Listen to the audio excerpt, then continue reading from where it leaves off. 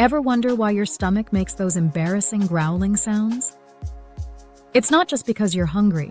That noise, called borborygmi, comes from your intestines moving food, gas, and fluids during digestion. Even when you haven't eaten, your gut still does practice contractions to keep things moving.